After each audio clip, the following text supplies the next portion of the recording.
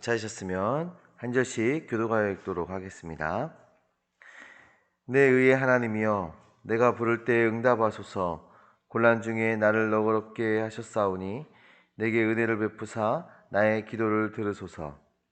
인생들아, 어느 때까지 나의 영광을 바꾸어 욕되게 하며 헛된 일을 좋아하고 거짓을 구하려는가. 셀라. 여호와께서 자기를 위하여 경건한 자를 택하신 줄 너희가 알지어다. 내가 그를 부를 때에 여호와께서 들으시리로다. 너희는 떨며 범죄하지 말지어다. 자리에 누워 심중에 말하고 잠잠할지어다. 셀라. 의의 제사를 드리고 여호와를 의지할지어다. 여러 사람의 말이 우리에게 선을 보일 자 누구뇨 하오니 여호와여, 주의 얼굴을 들어 우리에게 비추소서. 주께서 내 마음에 두신 기쁨은 그들의 곡식과 새 포도주가 풍성할 때보다 더하니이다.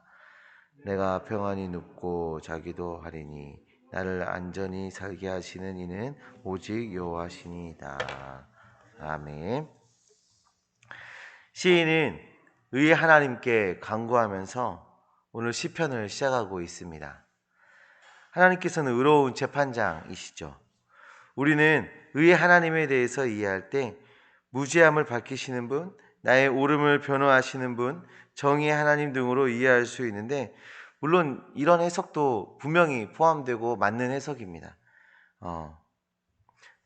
하지만 의의 하나님이라고 우리가 얘기할 때 정의와 그 권리의 개념을 담고 있으면서 그 안에 그런 구원을 베푸시는 그 하나님의 모습을 담고 있다라는 것을 우리가 기억할 때 이 의의 하나님이라는 그 뜻이 정확하게 우리에게 다가오는 거예요. 그러니까 공의로운 재판장이시고 정의로우시고 또 권리에 대한 그런 개념들도 함께 가지고 있으면서도 우리에게 구원을 베푸시는 하나님이라는 개념이 그 안에 담겨 있다라는 것을 기억하셔야 됩니다. 그러니까 지금 다윗은 구원하시는 그 하나님께 간구하고 있다라는 거예요. 그 의의 하나님이라고 얘기를 하면서 자신을 구원하시는 그 하나님께 간구하고 있다는 걸 우리가 알 수 있는 거죠. 구원의 은혜를 베푸시는 하나님께서 곤란 중에서 구원하시고 그 간구함에 응답하심을 지금 다윗은 고백하고 있는 것입니다. 다윗이 지금 어떤 상황에 지금 어떠한 어려움으로 고통당하고 있는지 우리가 정확하게는 알 수 없지만 2절의 말씀을 보시면 다윗의 그 왕으로서의 어떤 존엄성과 그 명예가 실추되고 있다는 것을 알 수 있어요. 또 거짓으로 그를 괴롭게 하고 있는 것을 알 수가 있습니다. 2절 서두에 보시면 인생들아 라고 말하고 있는데요. 여기에 나오는 이 인생들아에 해당하는 베니시라는 단어는요, 귀족을 가리킬 때 사용하는 단어입니다. 귀족. 그러니까 다윗은 자신의 신하들, 귀족들로 인해서 모함을 당하고 지금 공격을 당하고 있다는 것을 우리가 알 수가 있어요. 다윗은 이런 고난과 어려움을 가지고 푸념하고 있는 것이 아니라 그런 자신의 원수들에게 반성하고 돌아올 것을 오히려 촉구하고 있습니다. 이 3절부터 5절까지의 말씀을 보시면 그 자신을 괴롭게 하고 있는 그 인생들, 그러니까 자신을 괴롭게 하는 그 귀족, 신하, 이런 사람들에게 회개하고 돌아올 것을 촉구하고 있습니다. 하나님의 징계를 두려워하며 범죄하지 말 것을 촉구하고 있고요. 다시금 하나님 앞으로 나와서 제사를 드릴 것을 촉구하고 있습니다. 다윗이 원수들 앞에서 이렇게 당당하게 이야기할 수 있는 이유는 3절의 말씀에서 우리가 찾아볼 수가 있는데요. 여호와께서 자기를 위하여 경건한 자를 택하신 줄 너희가 알지어다. 내가 그를 부를 때에 여호와께서 들으시리로다. 아멘. 자신이 하나님께서 택한 백성이다 라고 선언하고 있죠. 하나님께서 다윗을 선택하신 이유가 무엇입니까? 하나님의 영광을 위해서 선택하셨습니다. 하나님께서는 자신의 영광을 위해서 하나님의 그 뜻에 따라 계획하시고 결정하시는 하나님이세요. 하나님께서 어떤 것을 계획하실 때 그 계획하시고 실행하시는 그 이유는 하나님의 영광을 위해서 그렇게 행하시거든요. 그런데 그 하나님은 인격적이시고 사랑의 근원이 되시는 하나님이셔서 우리와 인격적 관계를 맺으시고, 그래서 우리에게 말씀하시고 우리의 기도를 들으시며 우리가 협력하여 그 하나님의 뜻을, 그 하나님의 영광을 이뤄나가십니다. 다윗은 자신과 하나님의 관계가 지금 그런 관계다라고 말하고 있는 거예요. 자신의 삶과 그 사역을 통해서 하나님의 영광이 드러나고 있음을 지금 선언하고 있는 것입니다. 사랑하는 성도님들, 우리 역시도 하나님의 영광을 위해서 선택된 주님의 백성들입니다. 우리가 하나님을 즐거워하고 그분의 은혜에 만족하며 살아갈 때 하나님의 영광이 드러나는 거예요. 하나님께서 우리에게 허락하신 그 은혜를 바라보고 곤란 중에 구원하시며 오히려 원수들을 떨게 하시는 그 하나님을 경험하며 그 하나님을 즐거워하여 하나님의 영광을 드러내도록 우리를 하나님께서 선택하셨습니다.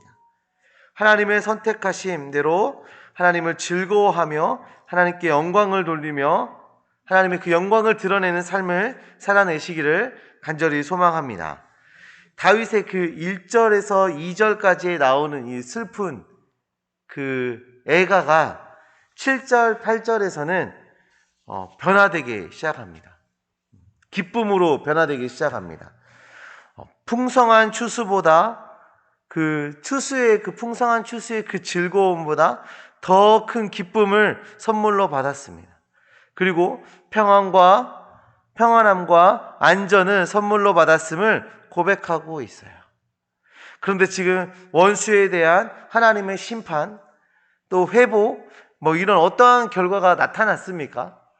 전혀 그렇지 않아요. 지금은 1절, 2절에서 지금 말하고 있는 그 다윗의 그 고통, 고난, 그 어려움들이 그대로 유지된 상태인데 7절, 8절에서는 지금 기쁨을 얻었다, 평안과 안전을 선물로 받았다라고 지금 고백하고 있습니다. 어떤 결과가 있어서가 아니에요. 7절, 8절의 고백은 하나님의 그 신뢰함으로 경험하게 되는 은혜예요.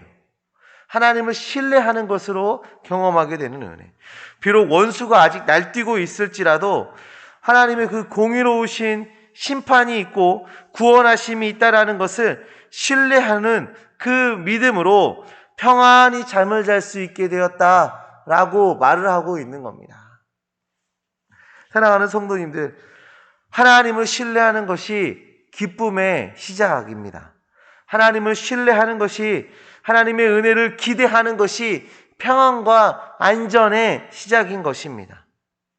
지금 비록 우리의 삶 속에 그 고난, 어려움, 상함, 외로움, 이런 것들이 여전히 우리 삶 속에 있을지라도 하나님께서 우리를 택하셨고 하나님의 백성 삼아주셨고 하나님께서 우리의 삶 속에서 그것들을 선하게 바꿔주실 것이라는 것을 우리가 신뢰할 때, 그 공의로운 하나님께서 그 원수들을 심판하실 거라는 것을 우리가 신뢰할 때, 그때 이미 우리 안에 기쁨과 평안이 임하게 되는 것입니다. 하나님을 신뢰하고 하나님을 기대함으로 기쁨과 평안, 그 안전을 경험하는 주님의 백성들 되시기를 간절히 소망합니다. 하나님을 신뢰하시길 바랍니다. 하나님을 바라보시길 바랍니다. 그리고 그 하나님의 그 은혜로, 그 하나님의 그 신실하심의 그 성품으로 기쁨을 누리며 나아가는 주님의 백성들 되시기를 간절히 소망합니다. 기도하겠습니다. 하나님 아버지, 감사합니다.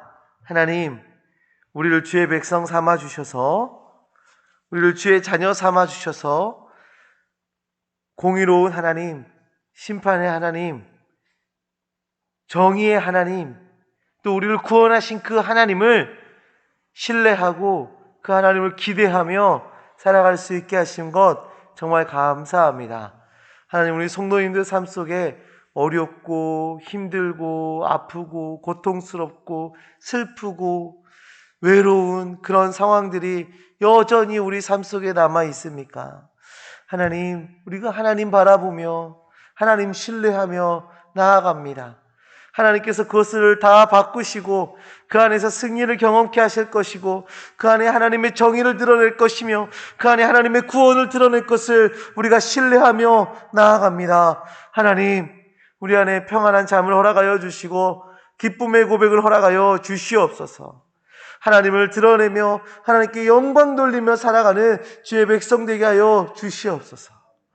주님, 오늘 하루 우리 살아갈 때 우리 앞에 마주하는 많은 문제들 속에서도 정말 하나님의 은혜를 바라보게 하시고 경험케 하시고 하나님을 찬양하는 오늘 하루 되어질 수 있도록 주여 역사하여 주시옵소서.